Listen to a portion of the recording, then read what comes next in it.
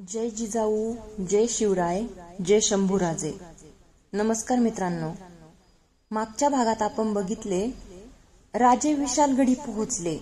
त्यांनी जखमी मावळ्यांवर रापलेल्या तुपाचा उपचार करण्यास सांगितले. घोडखिंडीतून एक जखमी बांदल आला आणि बाजी प्रभूंची बातमी त्याने राजांना सांगितली. राजांना खूप दुःख झाले. त्यांनी घोडखिंडीचे नाव पावनखिंड ठेवले. गडाखाली असलेल्या मसूद आणि सुरव्यांचा त्यांनी हल्ले करून त्यांना सळो की पळो करून टाकले. वेढा उठला आणि राजे आता राजगडी जाण्यास निघाले.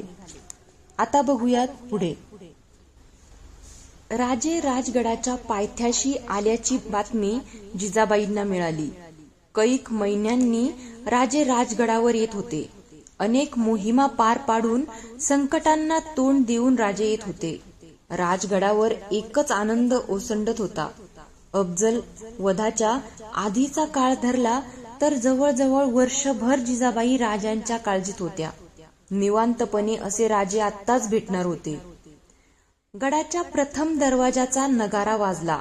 पुतळाबाई राणीसाहेबांनी संभाजी राजांना कपडे करून त्यांना मासाहेबांच्या महालात आणून सोडले.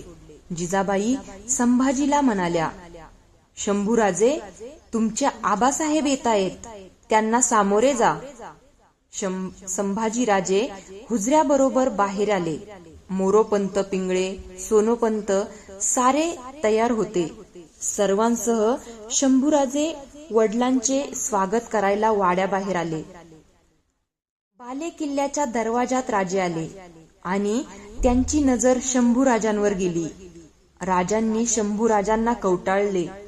त्यांना उचलून घेऊन राजे बाल किल्ल्यात आले. जिजाबाईंना पाहताच राजे थांबले. शंभू बाळांना त्यांनी खाली उतरविले. राजांनी जिजाबाईंचे पाय शिवले. जिजाबाईंनी राजांना मिठीत घेतले. जिजाबाई उद्गारल्या, शिवबा, मासाहेब, तुमच्या आशीर्वादानं आम्ही सुखरूप परत आलो. राजे, आमची प्रत्येक रात्र इतकी वैऱ्याची गेली. खरं सांगू मासाहेब, आम्हाला स्वराज्याची आता काळजी वाटत नाही. कारण दप्तरावर तर आपलं लक्ष आहेच. प्रसंग पडला तर आपण मोहिमेला सुद्धा सज्ज होता हे आम्हाला नवीन समजलं. जिजाबाई लाजल्या. त्या म्हणाल्या, आई झाला असता म्हणजे कळलं असतं. पन्हाळ्याला अडकून पडलात, काही सुचेना म्हणून स्वतः निघालात. तेवढंच नव्हे तर आम्ही वेड्यात असता शास्ताखानावर फौज पाठवलीत. ते ऐकून तर आम्ही धन्य झालो. चला राजे, पुष्कळ बोलायचं आहे, विचारायचं आहे. जिजाबाईंच्या सह राजे वाड्यात आले. सायंकाळी जिजाबाई आणि शिवाजीराजे बोलत बसले होते. शेजारी महादेव उभा होता. राजे म्हणाले, मासाहेब, हा तुमचा नजरबाज वेळीच गडावर आला नसता तर मात्र प्रसंग बाका होता. जिजाबाई म्हणाल्या, राजे, एवढे नजरबाज सोडले पण कोणीच हात जाऊ शकलं नाही. सारे परत आले.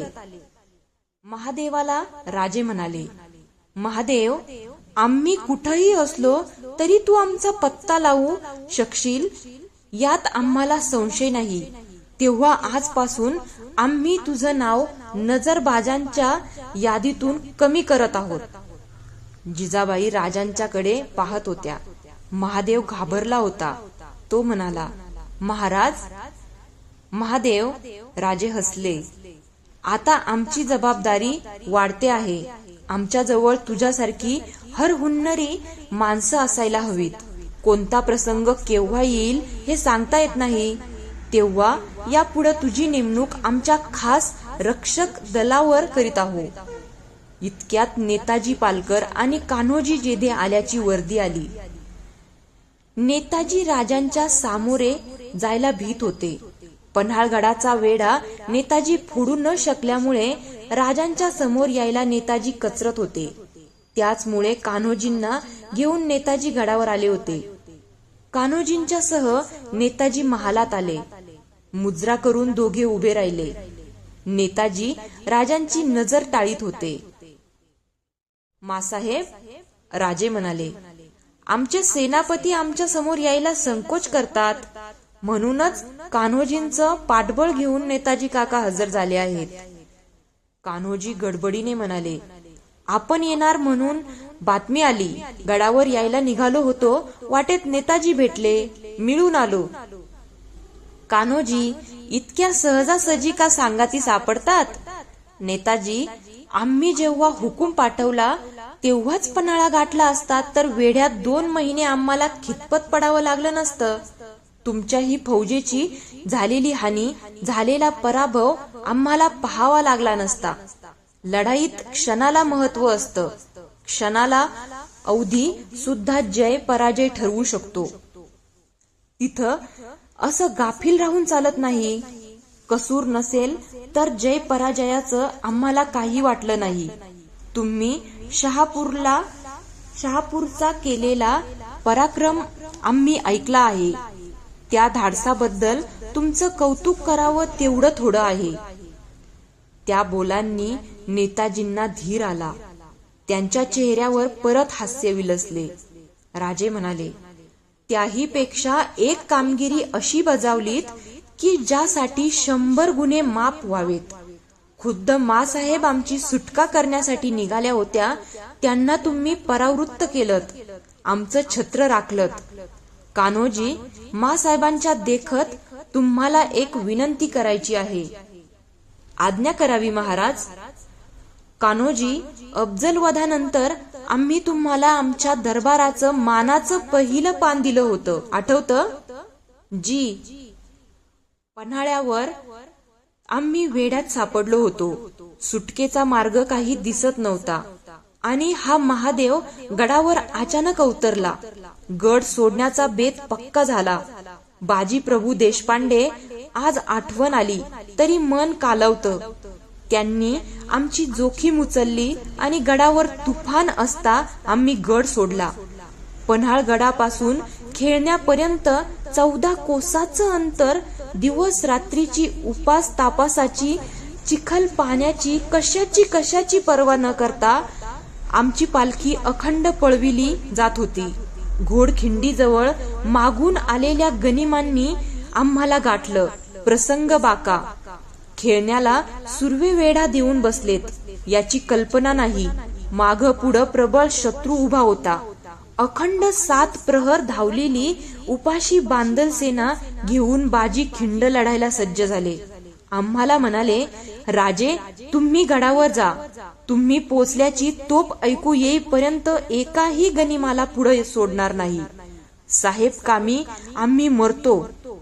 निम्मा शिबंदीनं आम्ही गड गाठला, पण बाजी निम्म्या शिबंदीसह खर्ची पडले. कोणी वाचलं नाही. राजांच्या बरोबरच ते ऐकणाऱ्यांचे डोळे पाण्याने भरले होते.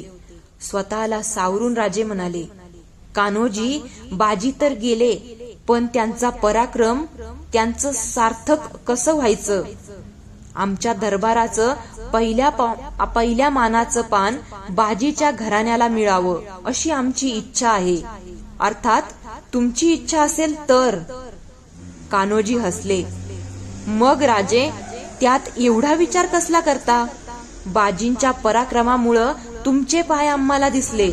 आम्ही आनंदानं पहिल्या पानाचा मान सोडतो. राजे उठले. कान्होजींना अत्यंत आदराने मिठी मारीत राजे म्हणाले, खोट्या मानासाठी हवी ती लाचारी पत्करायला माघ पुढं न पाहणारे आपण मराठे. कान्होजी, तुमच्या या कृत्यानं तो कलंक आज धुवून निघाला. नेताजी म्हणाले, महाराज, चाकणला संग्रामदुर्गावर शास्ता खानानं वेढा घातला आहे. फिरंगोजी आज 1.5 महिना गड लढवीत आहेत. त्यांना तातडीनं काहीतरी मदत करायला हवी. आमच्या लक्षात आहे. आपण त्याचा उद्या निर्णय करू. निदान आजचा दिवस तरी आम्हाला मासाहेबांच्या संगतीत काढू द्या. सोयराबाई आत आल्या. त्या म्हणाल्या, ताट करू देत ना? जरूर. आज आनंदाचा दिवस आहे. नेताजी, कान्होजी हेही आमच्या बरोबर पंक्तीला बसतील. रात्री पंगत बसली होती. पंक्तीवर नजर ठेवण्यासाठी समोर पाटावर जिजाबाई बसल्या होत्या. जेवता जेवता राजे एक एक आठवण सांगत होते. सारी पंगत भान हरपून राजांचा बोल मनात साठवीत होती.